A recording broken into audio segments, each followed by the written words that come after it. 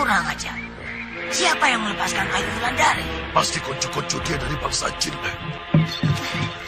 Ayah. Apa yang terjadi denganmu? Panjang ceritanya, Ayah. Assalamualaikum. Waalaikumsalam. Mari. Mari. Salah satu dari mereka yang paling sering disuruh-suruh hanya Skala Gondang. Ya, aku duga dia yang melepaskannya. Kurang ajar. Cari Skala Gondang dan bunuh dia. Ya.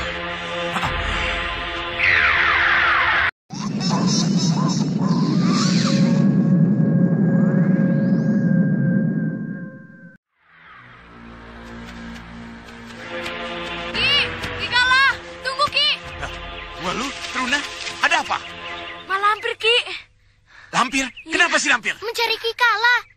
Setiap jin yang ditemui ditanya keberadaan Kikala. Iya benar dengan si Grandong. Sekarang sedang ke sini. Ayo kita ngumpet, Ki. Hah? Ngumpet? Ngadepin nenek peot muka codot saja kok ngumpet. Biar aku hadapi sendiri.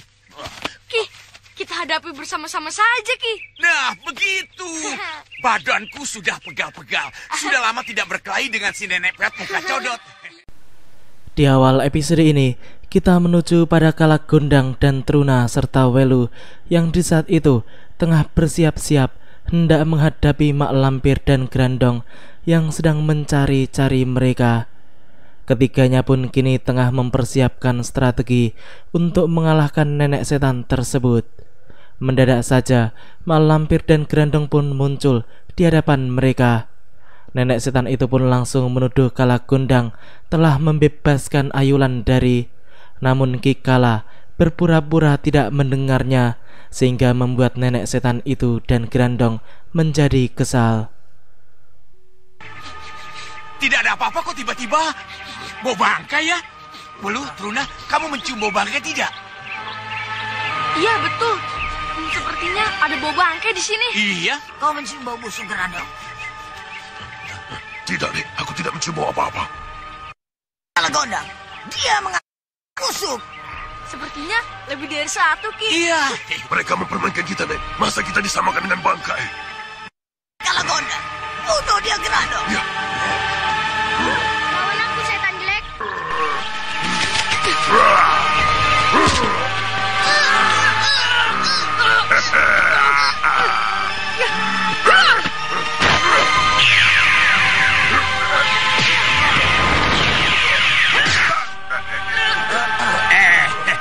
Ya, kini pertarungan kocak dan seru pun terjadi.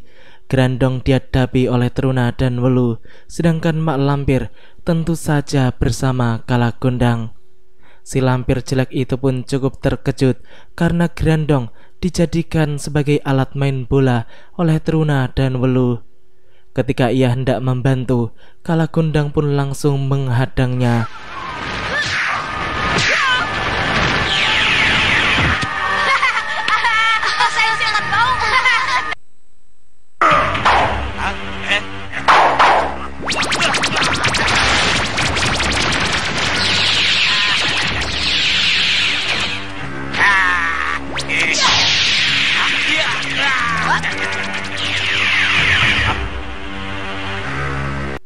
Kini Mak Lampir mulai menggunakan akal liciknya untuk menghadapi Kala Gondang, sebab ia tahu kalau ia tidak akan mampu menghadapi Raja Jin Merah itu dengan ilmu kesaktian saja.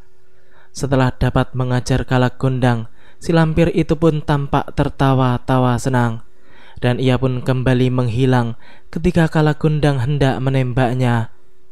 Tubuh si Lampir itu seakan-akan berubah menjadi bongkahan pasir yang kemudian didekati secara pelan-pelan oleh Ki Kala.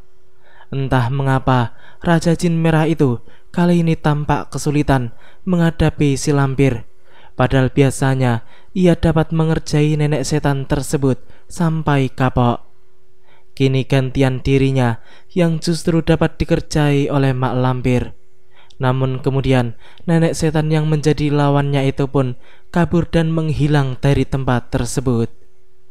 Kini kita menuju pada Raden Permadi atau Wiratsangka, di mana pada saat itu pemuda tersebut sedang giat berlatih ilmu kanuragan.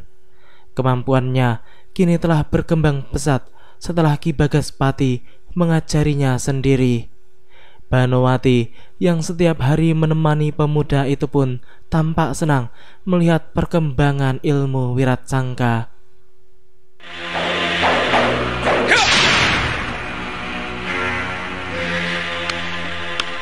Hebat, hebat. Luar biasa. Oh iya, Kakang dipanggil ayah. Oh ya, ada apa? Mana aku tahu.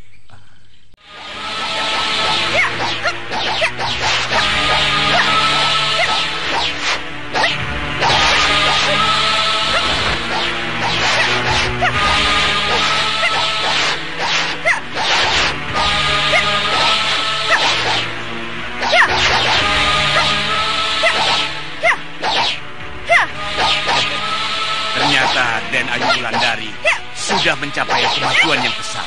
Ya, dia tekun dan semangatnya tinggi.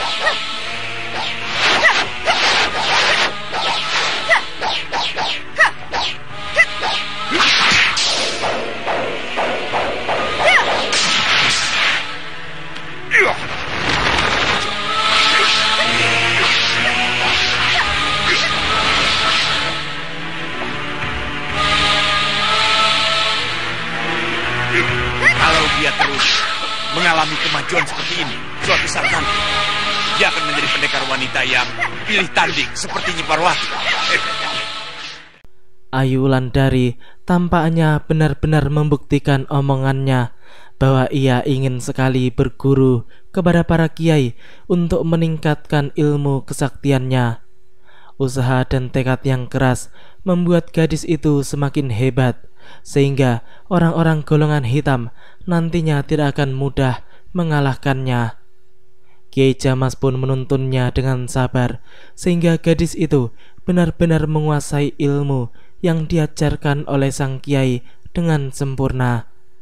Kalagundang pun mengobati Ayu Wulandari ketika terjatuh setelah terkena hantaman Kiai Jamas.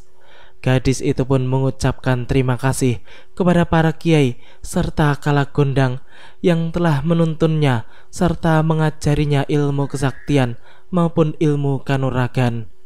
Ya, hari ini sudah cukup. Ayo kita istirahat. Iya. Ayo. Iya, kita harus mencari tahu di mana Raden Permadi berada.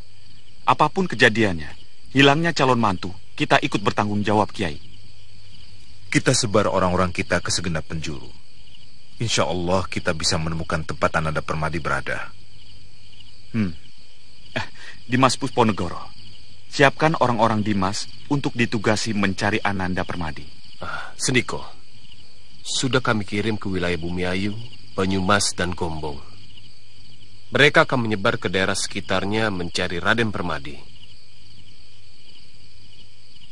Maaf mengganggu, Kanjeng. Daharan sudah siap. Bagus. Pas sekali, perutku juga sudah berkeruyuk minta diisi. Ya. Mari, Kiai. Mari.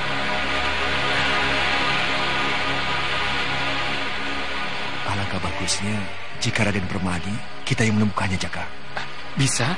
Aku bisa minta bantuan istriku? Jangan. Kenapa? Kau tidak senang pada istriku? Bukan, Jaka. Gendawar pun menolak jika Jaka harus meminta bantuan lagi kepada istrinya. Ia mengatakan bahwa mengapa setiap ada keperluan mereka harus meminta bantuan kepada Putri Roro Gringsing. Apakah Jaka ingin memperbudak istrinya? Dengan tersenyum, Jaka pun mengatakan bahwa semua itu sudah menjadi kesepakatan antara dirinya dengan istrinya untuk membantu satu sama lain yang membutuhkan. Namun walaupun begitu, Gendawar pun tetap akan mencari Raden Permadi sendirian saja tanpa bantuan Putri Roro Gringsing. Ia pun meminta Jaka untuk juga mencari putra Adipati Pasuruan itu dengan istrinya sendiri. Jaka pun mempertanyakan mengapa Gendawar sepertinya tidak suka terhadap istrinya.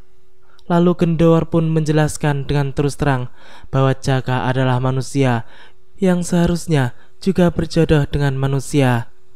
Setelah mengatakan demikian, Gendowar pun segera pergi dari tempat tersebut tanpa memperdulikan panggilan Jaka.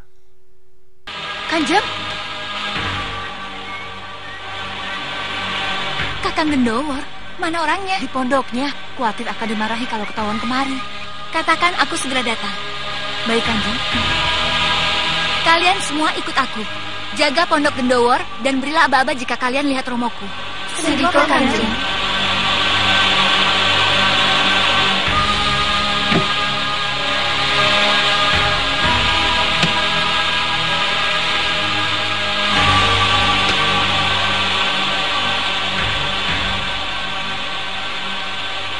Assalamualaikum. Waalaikumsalam. Kakang mau pergi jauh ya? Iya, mau membantu Kanjeng Tumenggung mencari Raden Permadi. Aku ikut, Kang.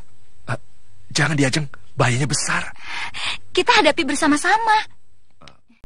Lagi-lagi Setyawati, putri Adipati Haryo Sentanu itu kembali akan mengikuti Gendowar, yang pastinya akan kembali menjadi permasalahan di kemudian hari jika kedua orang tuanya mengetahui hal tersebut.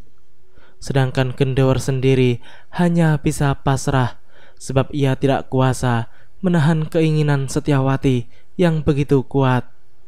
Kini kita menuju pada Jaka yang ketika itu telah bersama dengan Putri Roro Gringsing.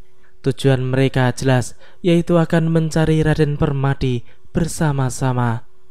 Mereka pun sudah berada di sebuah hutan yang tidak jauh dari rumah Ki Bagaspati yang menjadi tempat Raden Permadi tinggal.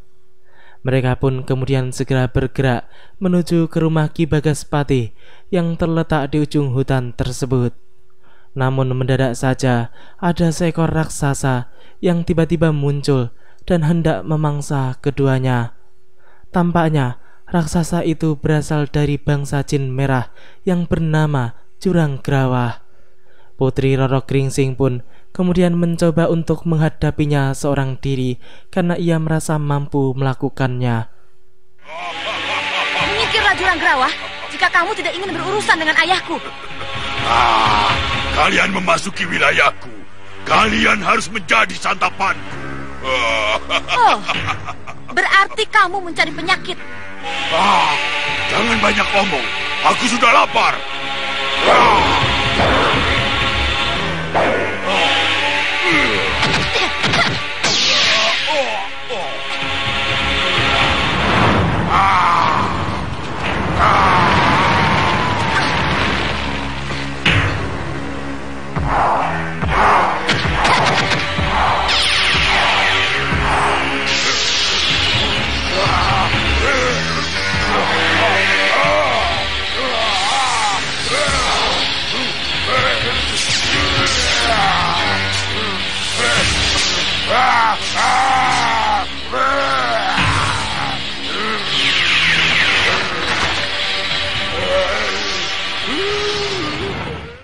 Jin raksasa itu pun perlahan-lahan menjadi kecil, bahkan sangat kecil karena ilmu Roro Gringsing.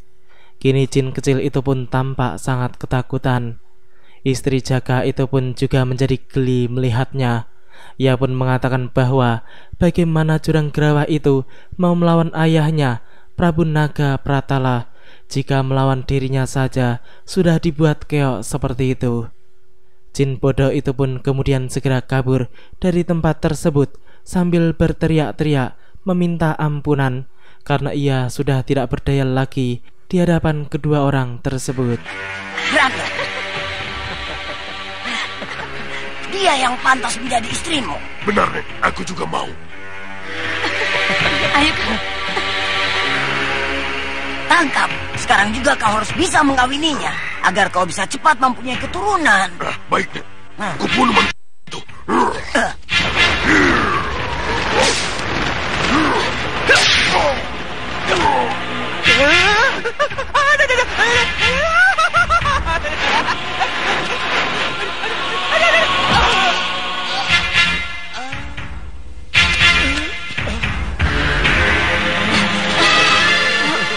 Blotong, kamu tidak apa-apa?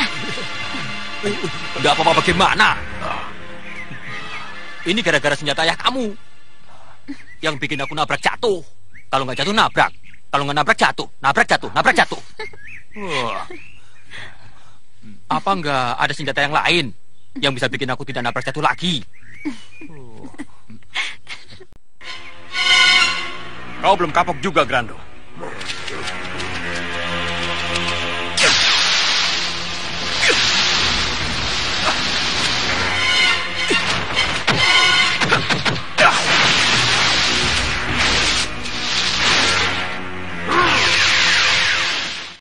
Dasar orang-orang licik, Grandong pun langsung menghilang dan kabur dari hadapan Maisa. Kini tinggal Mak Lampir seorang diri yang kemudian dihampiri oleh Blotong, Jaka dan Putri Roro Gringsing. Lalu mendadak saja si lampir itu pun meniup mereka lalu menghilang.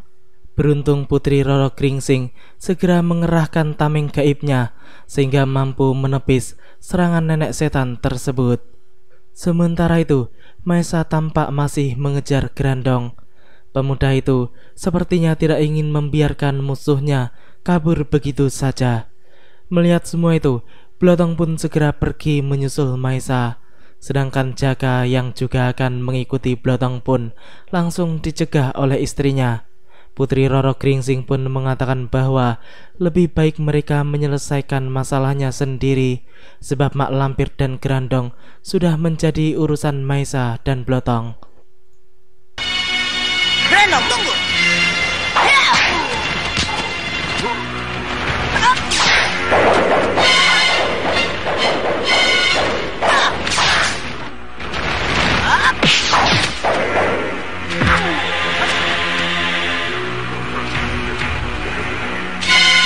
Jangan!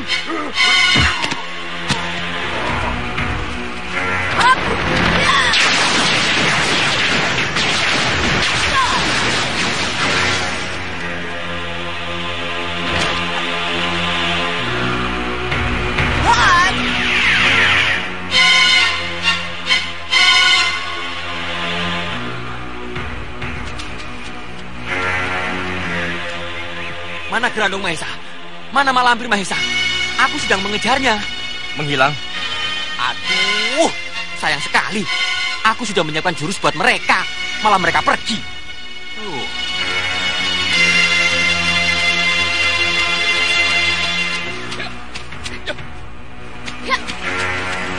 Ada apa, Kakang? Kau dengar? Ada suara senjata beradu. Kini kita menuju pada Gendawar dan Setyawati yang di saat itu sedang mencari Raden Permadi. Mendadak mereka mendengar adanya suara pertarungan pada tempat yang tidak jauh dari keberadaan mereka di saat itu. Mereka pun kemudian segera mencari sumber suara. Sedangkan sumber suara pertarungan itu berasal dari Wiratsangka dan Banowati yang sedang berlatih. Tak lama kemudian Gendawar dan Setyawati pun sampai, dan mereka mengintai dari balik semak-semak tentang yang terjadi di depan sana. Mereka pun tahu kalau yang sedang bertarung itu adalah Raden Permadi, putra Adipati Pasuruan. Gendawar pun berniat untuk membantu Raden Permadi. Ia tidak mengetahui kalau pemuda itu sebenarnya sedang latihan. Setyawati akan menghadapi Banowati, sedangkan Gendawar bertugas untuk membawa Raden Permadi guna dibawa ke tempat yang aman, yaitu Dusun Karangsanga yang baru saja mereka lewati sebelumnya. Keduanya sepakat untuk bertemu di tempat tersebut. Ayo kita mulai, tapi kita dengan penyamaran.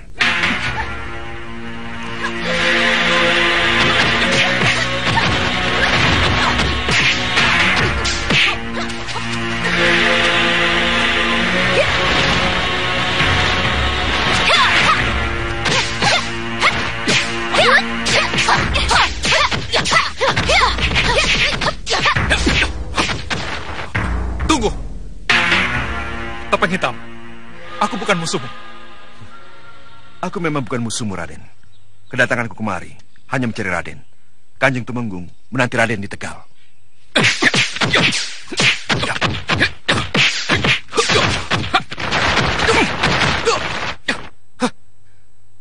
Lalu, siapa gadis bertopeng itu? Itu Putri Kanjeng Adipati Haryo Sentanu. Sudahlah, aku tidak ada urusan dengan kalian.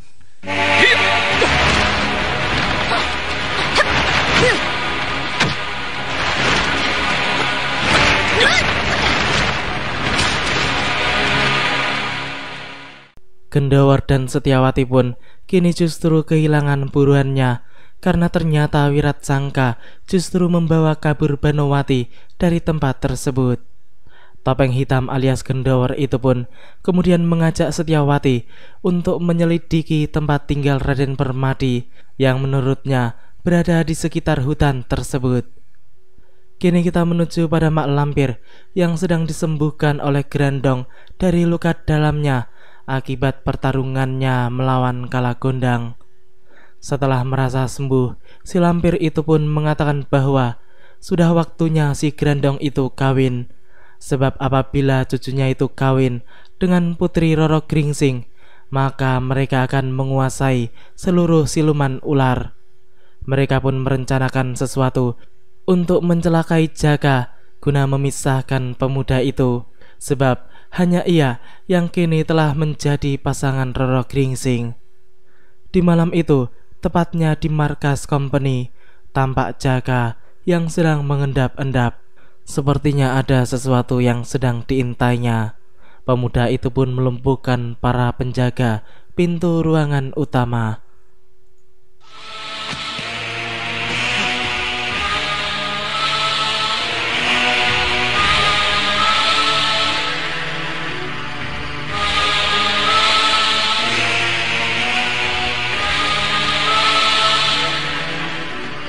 Hei, berhenti kamu!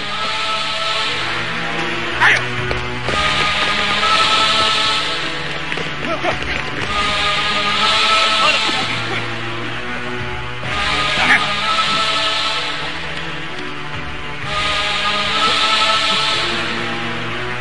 Jaka. Siapa Jaka, Mak Lampir? Jaka anak buahnya Pusponegoro. Dia pasti disuruh majikannya untuk mencari senjata yang disembunyikan di sini. Tangkap dia!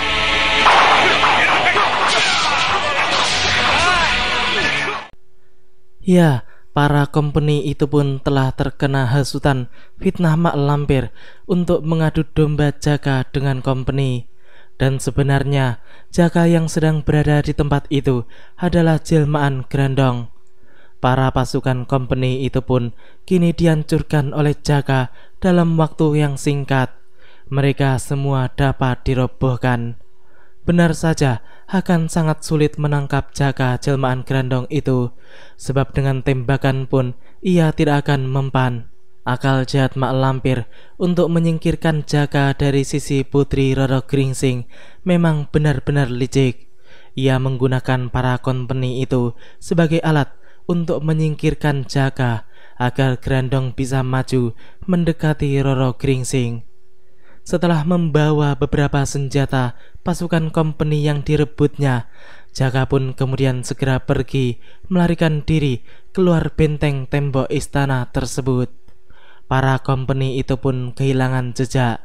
Namun Kapitan Hansen pun merencanakan akan pergi ke Kadipaten Tegal esok hari guna menuntut pertanggungjawaban kepada Temunggung Martoloyo dan Demung Pusponegoro sebagai majikan Jaka. Iya benar. Lapor Kanjeng Tumenggung. Ada apa? Letnan Luis dan Mak Lampir ingin menghadap.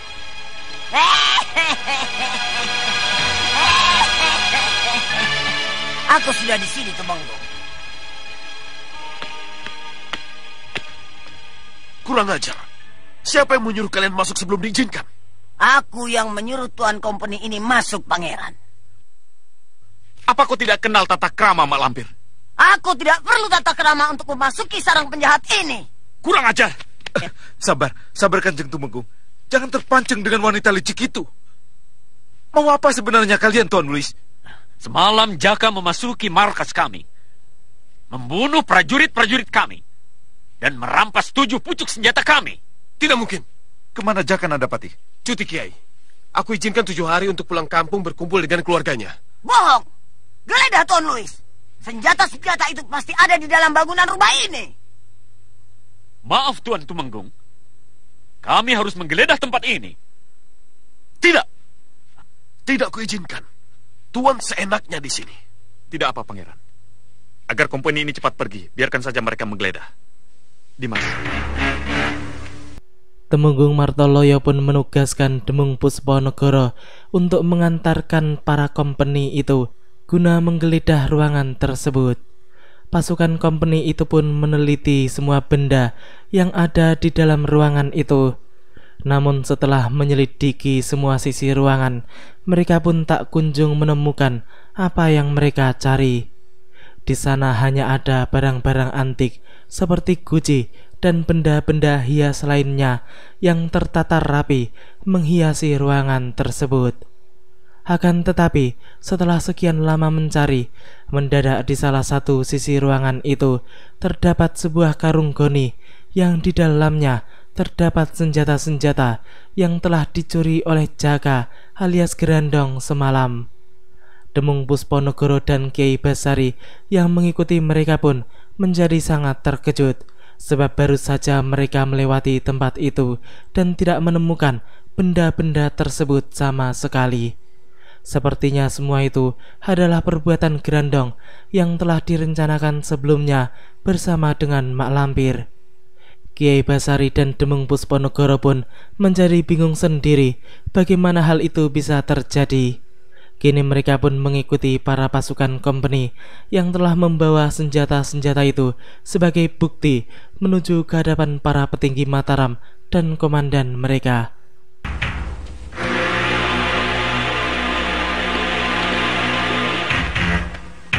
Tunjukkan padanya.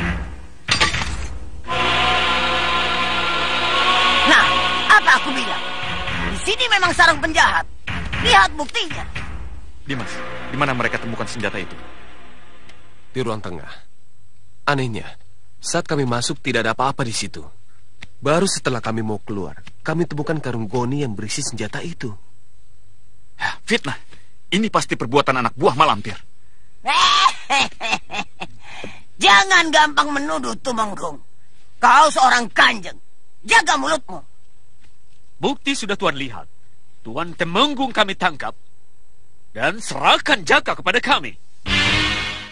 Begitu mudahnya Mak Lampir dan orang-orang Belanda itu menangkap Tumenggung Martoloyo tanpa perlawanan sama sekali. Kini mereka pun membawa para tawanan itu menuju ke markas company.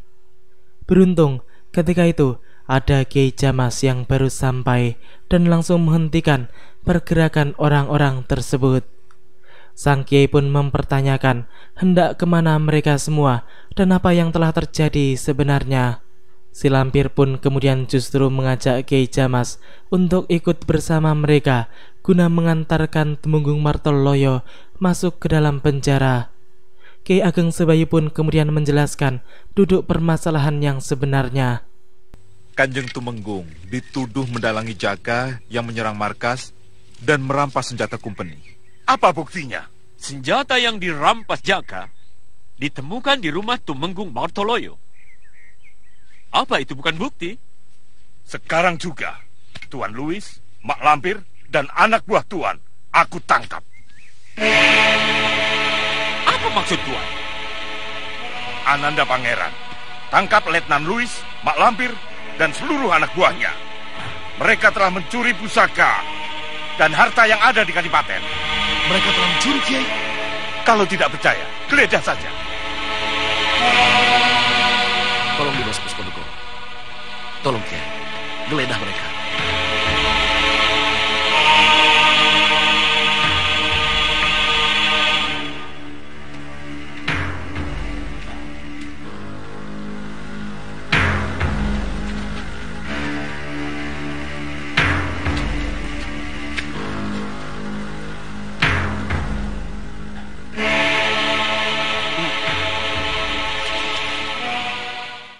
Ya, kini gantian Mak Lampir dan komandan company itu menjadi sangat terkejut karena ternyata di balik baju para anak buah mereka terdapat barang-barang Kadipaten yang mereka curi berupa perhiasan dan benda-benda pusaka.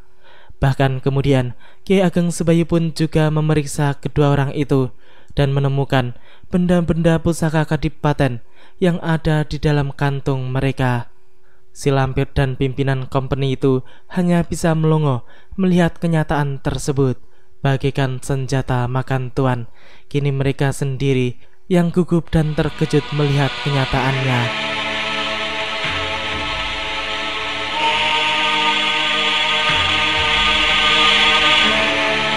Kurang ajar! Aku tidak pernah mencuri! Ini fitnah, Tuan Louis.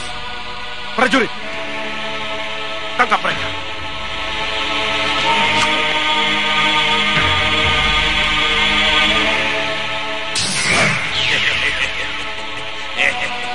Loyo ya? Jangan heran.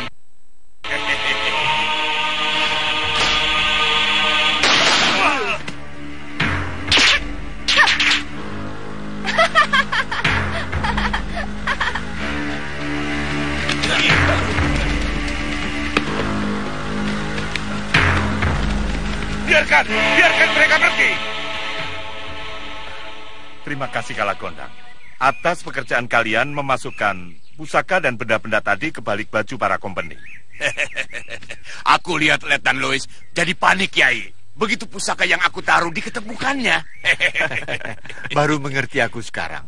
Rupanya ini yang dinamakan akal bulus dibalas dengan akal kancil. Pusaka milik siapa ini? Pusaka? Coba Kanjeng lihat yang benar.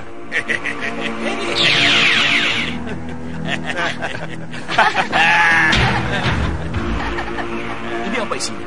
Kanjeng lihat saja sendiri.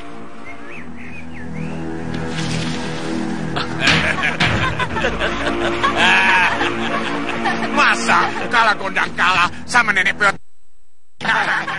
Ternyata Kiai Jamas dan Kalagondang telah bekerja sama untuk mengerjai balik Mak Lampir. Dan kali ini nenek setan itu kalah lagi menghadapi orang-orang golongan putih, karena ada Kalagondang yang lebih cerdik dari mereka. Kini orang-orang golongan putih itu pun menjadi senang karena masalah besar yang sedang mereka hadapi telah berakhir dengan kemenangan besar yang membuat Mak Lampir menjadi sangat malu atas kelicikannya sendiri. Kini nenek setan itu pun sedang memarahi Grandong yang dianggapnya tidak becus melaksanakan tugas yang diperintahkan olehnya. Kemana saja kamu, Grandong? Setelah menaruh senjata di rumah si Martoloyo. Aku langsung bersembunyi, Nek. Sebab aku lihat kedatangan Kiai Jamas bersama Kalagondang, Truna dan Welu. Berarti yang memasukkan barang-barang ke dalam tubuh orang-orang company itu pasti si Kalagondang. Benar, Nek. Hah?